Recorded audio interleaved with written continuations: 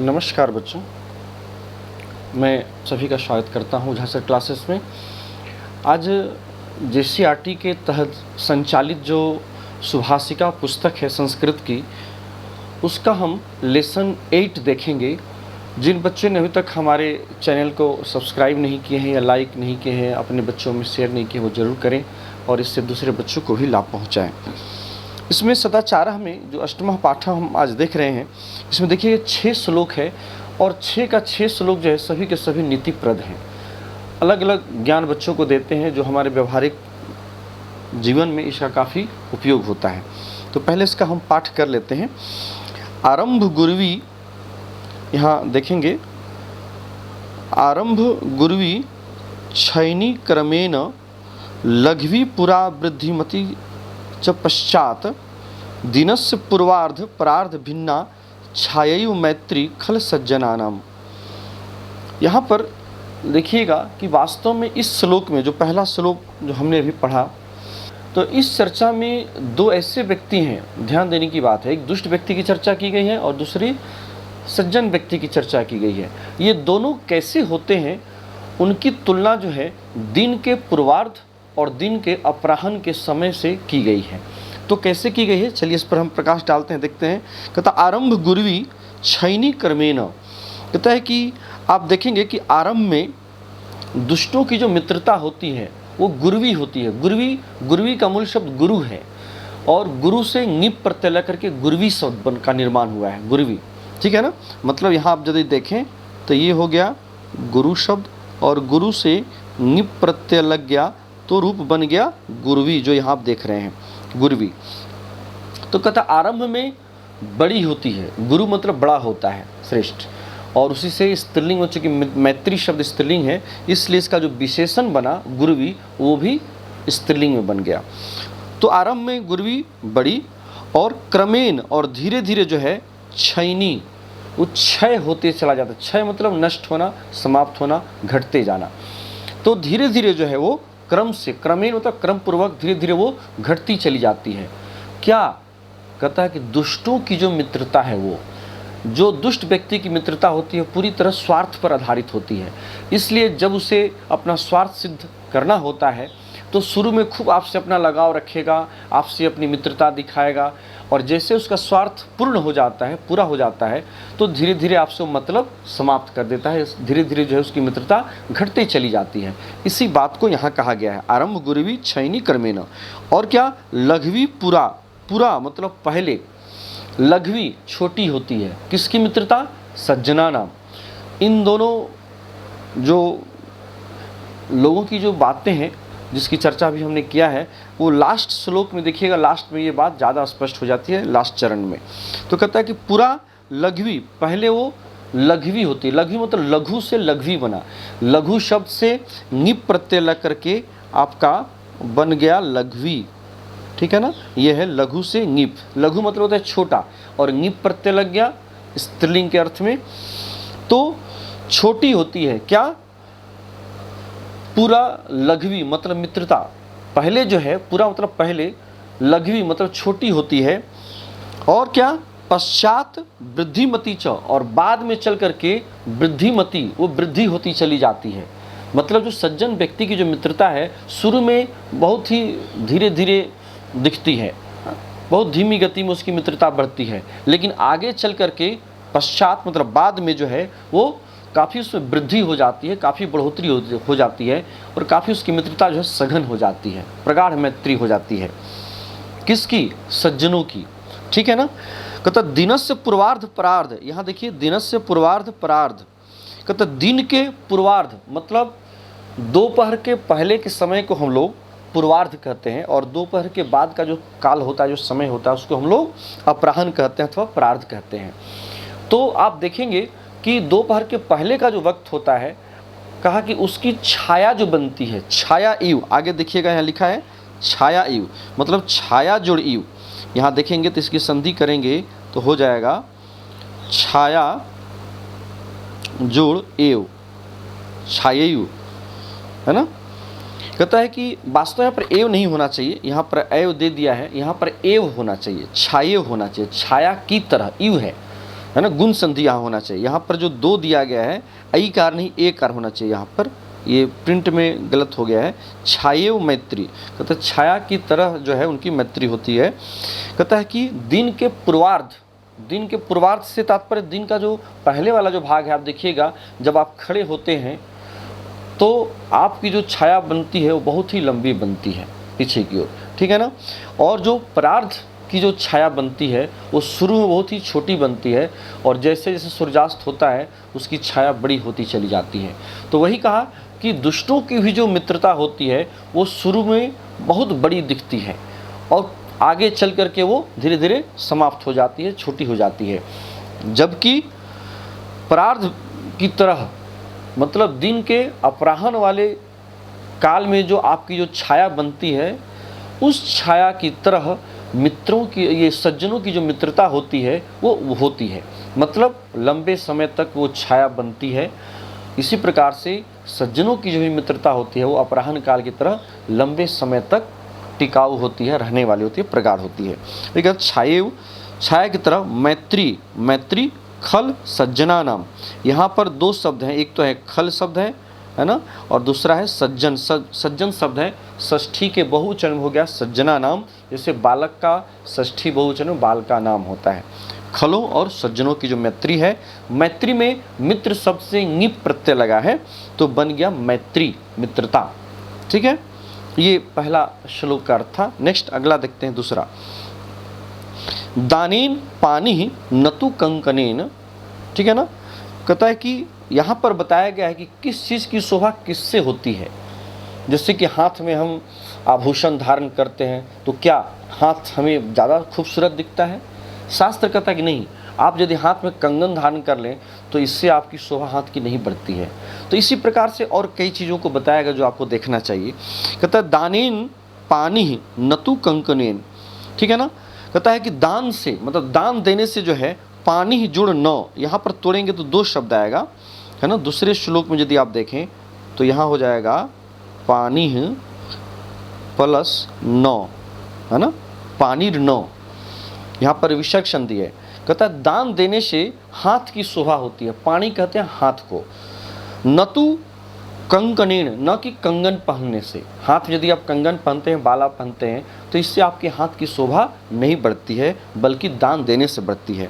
और क्या, स्नानेन शुद्धिर नतु चंदनेन, स्नान करने से आपका तन मन पवित्र होता है, न कि चंदन के लेप लगा लेने से। आप नाना प्रकार के चंदन का लेप लगा लें या और भी कोई सुगंधित वस्तुओं को आप प्रयोग कर लें अपने शरीर के लिए, तो उससे आपका शरीर शुद्ध नहीं होता, पवित्र नहीं होता है। तो वही कहा कि स्नानेन शुद्धि नतु चंदनेन, यहाँ भी देखिएगा तो दो शब्द इसमें है ना, शुद्धि, है ना, शुद्धि प्लस न, शुद्धिर न। कहता स्नान करने से शरीर शुद्ध होता है, न कि चंदन के लेप लगाने से, चंदन लगाने से। मानेन तृप्ति नतु भोजनेन, कहता है कि मान से, इज्जत से, यदि मान से मतलब यहाँ तात्पर्य है इज्जत का, मान सम्मान जिसको हम लोग कहते हैं, तो कहता मान से जो है तृप्ति ही, व्यक्ति को संतुष्टि मिलती है, सेटिस्फैक्शन मिलता है ना। नतु भोजनेन, न कि भोजन से। आपके यहाँ कोई व्यक्ति आया और आप उसको भोजन करा दीजिए और चार बात उसको सुना दीजिए ऊपर से, अरे कहाँ से दरिद्र की तरह आया, इतना खाया इतना पिया, इस तरह से आप कह दें, सोचिए कि उस व्यक्ति का खाया न खाया के बराबर हो जाएगा। जितना भी आपने अच्छी प्रकार से आपने भोजन बनाकर उसे खिलाया है, सब खिलाना जो है आपका बेकार हो जाता है यदि उसके साथ उसको यदि आप मान सम्मान इज्जत नहीं करते हैं तो इसलिए कहा कि भोजन से ही बढ़कर जो है व्यक्ति का मान सम्मान होता है, उसी में उसकी संतुष्टि होती है। भोजन से बढ़कर संतुष्टि व्यक्ति को मान सम्मान से मिलता है, ठीक है। ज्ञानेन मुक्ति नतु मंडनेन, ज्ञान से व्यक्ति को मुक्ति की प्राप्ति होती है, व्यक्ति को वास्तविक ज्ञान की प्राप्ति होती है। नतु मंडनेन, न कि मंडन करने से, न कि आभूषण के सजाने से, आभूषण के धारण करने से, ठीक है ना। इससे व्यक्ति जो है वो ज़्यादा सुशोभित नहीं होता है, बल्कि ज्ञान से जो है उसे शोभा प्राप्त होता है। तो ये दूसरा श्लोक था, इसलिए कहा कि ज्ञानेन मुक्ति न तो मंडनेन, मंडनेन आभूषणेन, आभूषण से, मंडन का अर्थ यहाँ है आभूषण, गहना जिसको लोग कहते हैं। गहना धारण करने से आपको मुक्ति नहीं मिलती है, आपको ज्ञान से, वास्तविक ज्ञान जो चाहे वो आध्यात्मिक ज्ञान हो या अलग अलग तरह के जो आपके ज्ञान है, उन सभी ज्ञानों से आपको सही मुक्ति मिलती है, प्राप्त होती है। नेक्स्ट है गंगा पापम। यहाँ पर देखिए कहता है गंगा जो है पाप को हरती है, पाप को दूर करती है। शशि तापम, और शशि कहते हैं चंद्रमा को। शशि का मूल शब्द शशिन है, गुनी की तरह इसका रूप चलता है, गुनी गुणो गुणिनः, तो शशि शशिनो शशिनः, इस प्रकार से इसका रूप चलता है। तो पापम तो कहते हैं गंगा पाप को हरती है। शशि तापम, और शशि चंद्रमा जो है वो ताप को, है ना, हरता है। ठीक है, शशि मतलब चंद्रमा, चंद्रमा ताप को हरता है। और क्या, दैन्यम कल्प तरु तथा, तथा कल्प तरु जोड़ तथा, यहाँ पर तोड़ेंगे तो दो शब्द हो जाएगा, कल्प तरु, तरु कहते हैं वृक्ष को, तो कल्प तरु एक वृक्ष का नाम है जो आपकी सारी कामनाओं को पूर्ण करने वाला होता है। ठीक है ना, उसी वृक्ष का नाम कल्प तरु है। तो कहा कि गंगा पाप को हर लेती है, शशि जो है ताप को, गर्मी को हर लेता है।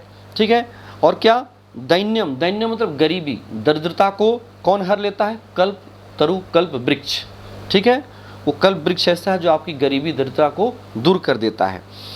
पापम तापम च दैन्यम च, कहता है पाप, ताप और दीनता, दैन्यम मतलब दीनता, गरीबी, इन तीनों को जो है हरने की अगर क्षमता किसी में है तो वो है सज्जन संगमः, सज्जनों की जो संगति है, सज्जन पुरुषों की यदि आप संगति करते हैं तो उससे आपको तीनों चीज़ें जो हैं, जो आप देख रहे हैं, पाप हो या ताप हो, मानसिक आपकी अशांति हो, है ना, या आपकी गरीबी हो, सभी के सभी स्वतः नष्ट हो जाते हैं यदि आपकी संगति सज्जन व्यक्ति के साथ होती है। तो कहने का तात्पर्य क्या है, यदि आपकी संगति दुर्जन व्यक्ति के साथ होती है तो और वो पाप कराएगा, ऐसा ऐसा कार्य कराएगा ताकि आपका मानसिक ताप और बढ़ जाए, मानसिक अशांति और बढ़ जाए, या फिर आपको ऐसे समस्या में वो डाल देगा जिससे आपका कमाया हुआ धन भी चला जाएगा। इसलिए ये शास्त्र कहता है कि व्यक्ति को जो है सदा ही सज्जनों की संगति करनी चाहिए, ताकि वो आपको इन सभी चीज़ों से सदा ही रक्षा करता है, आपको पाप से बचाता है, और क्या, आपको कोई ऐसा अनर्थ काम नहीं करने देगा जिससे कि आपके मन में अशांति हो, क्रोध उत्पन्न हो, है ना, या फिर आपको किसी न किसी तरह से आपको गरीबी में जाना पड़े, आपको दिनहीन बनना पड़े। तो इन सभी चीज़ों से जो है आपको जो सज्जन व्यक्ति होते हैं, जो सज्जन मित्र होते हैं, वो आपकी रक्षा करते हैं, बचाते हैं। इसलिए हमें जो है सदा सज्जनों की संगति करनी चाहिए। नेक्स्ट, अब चलिए फोर्थ में, कहता मनसा चिंतितम कार्यम, ठीक है, वाचा नैव प्रकाशयेत, मंत्रवद रक्षेत गूढ़म, कार्ये चापि नियोजेत। कहता है कि मनसा चिंतितम, मनसा चिंतितम, मन से सोचे गए, आप यदि किसी कार्य को मन में सोचे हैं तो शास्त्र कहता है कि वाचा, वाचा मूल शब्द वाक शब्द है, तृतीया विभक्ति इसमें लगी हुई है, वाचा, वाक, वाचो, वाचा, इसका शब्द रूप चलता है, और तृतीया के एक वचन में हो गया वाचा, वाणी से। ठीक है ना, कहता है कि वाणी से जो है नैव प्रकाशित, उसे प्रकाशित कभी नहीं करना चाहिए। न जुड़ एव, यहाँ पर संधि तोड़ेंगे तो हो जाएगा न प्लस एव नैव। कहता मन से सोचे गए कार्य को आपको वचन से प्रकाशित कभी नहीं करना चाहिए, कह करके किसी को नहीं बताना चाहिए। कहने का तात्पर्य ये है, इसे जो है मंत्रवत रक्षित, इसे मंत्र की तरह इसकी रक्षा करनी चाहिए। किस चीज़ को, गूढ़म, जो गूढ़ विचार है, आप जो कुछ करने वाले हैं उस बात को गुप्त रखिए, उसकी रक्षा जो है मंत्र की तरह से उसकी रक्षा करिए। ठीक है ना, और क्या, कार्य चापि नियोजित, और जिस कार्य को, जिस गुप्त कार्य को आप करने वाले हैं उसमें, उस कार्य में आप नियोजित हो जाएं, लग जाएं, तभी आपको जो है सफलता प्राप्त होती है। तात्पर्य ये है कि यदि आप गुप्त बातों को यदि किसी के सामने प्रकट कर देते हैं तो हो सकता है कि जलन की भावना से या किसी द्वेष की भावना से जो है वो आपके कार्य में बाधा उत्पन्न कर सकता है। इसलिए शास्त्र कहता है कि आप जिस कार्य को, यदि आपको उसमें सफलता प्राप्त करनी है तो उसमें आपको मन से कभी जो सोचे हैं उसको वचन से प्रकाशित मत करिए, उसे कह करके लोगों को मत बताइए कि मैं ये काम करने वाला हूँ, ये इस काम को मैं करूँगा। ठीक है, ताकि किसी न किसी प्रकार की बाधा उत्पन्न होने की संभावना होती है। इसलिए उस कार्य को मन में रखिए, उसकी रक्षा करिए और उस कार्य में नियोजित हो जाइए, लग जाइए। देखिए आपको सफलता अवश्य प्राप्त होगी। ठीक है, यही आपका जो है इसमें श्लोक नंबर 4 का अर्थ था, 4th में। नेक्स्ट चलिए 5, कहता अभिवादनशीलस्य नित्यं वृद्धोपसेविनः चत्वारि तस्य वर्धन्ते आयुर्विद्या यशो बलम। इसमें बड़ा अच्छा श्लोक है, बहुत पहले से हम लोग भी पढ़ते आ रहे हैं। कहता कि अभिवादनशीलस्य, शीलस्य शील, शील मतलब होता है स्वभाव। इसमें 2 शब्द हैं, एक है अभिवादन और दूसरा शब्द है शील। कहता शील कैसा है, स्वभाव कैसा है, कहता अभिवादन करने का। जिस बच्चे में या जिस व्यक्ति में लोगों को प्रणाम करने की प्रवृत्ति है, उसके अंदर ऐसा शील है, ऐसा स्वभाव है, जिसे देखा अपने से बड़ों बुजुर्गों को उसने प्रणाम किया, नमस्कार किया। तो इस प्रकार का जिसका मतलब कहने का क्या तात्पर्य है, नम्र स्वभाव है, बड़ा ही विनम्र है। तो इस प्रकार के स्वभाव वाला अभिवादन ही जिसका शील है, जिसका स्वभाव है। और क्या, नित्यम, नित्य जो है वृद्ध उपसेविना, वृद्ध जोड़ उपसेविना, यहाँ तोड़िएगा तो 2 शब्द निकलेगा, वृद्ध जोड़ उपसेविना। ठीक है ना, वृद्ध जोड़ उपसेविना। कहता है कि बूढ़ों की सेवा करने वाला, जो वृद्ध व्यक्ति हैं उनकी सेवा करना भी जिसका स्वभाव है, जिसके शील में है, ऐसा कब, कहता नित्य, हमेशा, है ना। नित्य जो बूढ़ों बुजुर्गों की सेवा करने वाला है, ऐसा जिसका स्वभाव है। कहता है कि इस प्रकार के शील वाला, स्वभाव वाला व्यक्ति के 4 चीज़ें जो हैं सदा बढ़ती हैं। 4 चीज़ें क्या क्या बढ़ती हैं, कहता है कि चत्वारि तस्य वर्धन्ते आयु विद्या यशो बलम। कहता है उसकी आयु बढ़ती है, उम्र बढ़ता है, विद्या उसकी विद्या बढ़ती है, उसके अंदर ज्ञान की बढ़ोतरी होती है, उसके यश और बल ये भी बढ़ते हैं। इस प्रकार से ये 4 चीज़ें जो हैं सदा उस बालक की बढ़ती है, उन व्यक्ति की बढ़ती है जिनके अंदर ये इस प्रकार का अभिवादन करने का स्वभाव है और अपने से बुजुर्गों की जो है वो सेवा करने का स्वभाव है। तो इस प्रकार के स्वभाव वाले लोगों की ये 4 चीज़ें सदा बढ़ती हैं। ठीक है, लास्ट इसमें देखिए 6 जो है, श्लोक संख्या 6, 6, कहता है कि संसार कटु वृक्षस्य 2 फले ही अमृतोपमे सुभाषित रसा स्वाद संगति सुजने जने। कहता है इस संसार रूपी कटु वृक्ष के, कटु मतलब कहने से तात्पर्य, कटु मतलब कड़वा, बड़ा ही ये कटु शब्द यहाँ पर जो प्रयोग किया गया है बड़ा ही व्यंग्यात्मक रूप में किया गया है। चूँकि आप देखेंगे बहुत ऐसे वृक्ष हैं जिनके फल कटु होते हैं लेकिन आपके स्वास्थ्य के लिए लाभदायक होते हैं। तो वही कहा कि संसार में भी नाना प्रकार के वृक्ष हैं, पौधे हैं। अगर इसी संसार को यदि आप वृक्ष मान लेते हैं तो कहा कि इसमें वास्तव में अमृत तुल्य, कहता 2 प्रकार के फल यहाँ पर हैं। इस संसार रूपी वृक्ष के, कटु वृक्ष के 2 ही फल है जो कि अमृत रूपी फल हैं, इसको अमृत कहा गया। तो कहा कि कौन सा ऐसा फल है जो अमृत रूपी फल है। यहाँ देखिए तोड़ेंगे तो 2 शब्द, 3 शब्द निकलेगा, ही जोड़ अमृत, ही जोड़ अमृत, जोड़ उपमेय, जोड़ उपमेय, ये यहाँ पर इसका ये संधि विच्छेद है। 2 जो है ये फले का विशेषण है, क्योंकि फलम फले फलानी, फले शब्द नपुंसकलिंग है, इसलिए यहाँ पर 2 शब्द जो है वो नपुंसकलिंग में प्रयोग हुआ है। कहता है तो ये 2 अमृत रूपी फल कौन से हैं, कहता है कि सुभाषित रसा स्वादः संगति सुजने जने। कहता है कि सुभाषित, सुंदर बोले गए जो वचन हैं, मतलब मीठी वाणी, ठीक है, आपकी जो मीठी वाणी है, जो सुंदर वचन है, उसका जो स्वाद लोगों को जो मिलता है वह बड़ा ही आनंद, अलौकिक आनंद प्रदान करने वाला होता है। आप कभी किसी को देखिएगा आपके साथ कोई मीठी वाणी में बोलता है तो आपका मन कितना प्रसन्न हो जाता है, और वही यदि कड़वी वाणी में पूरा क्रोधित होकर के आपके साथ यदि बात करता है तो आपको भी काफ़ी क्रोध आ जाता है, आपको भी काफ़ी गुस्सा आता है। आप भी चाहते हैं कि जिस तरह से वो बोल रहा है उस तरह से हम भी बोलें, है ना। तो वाणी का बहुत ज़्यादा व्यक्ति के व्यक्तित्व पर उसका प्रभाव पड़ता है।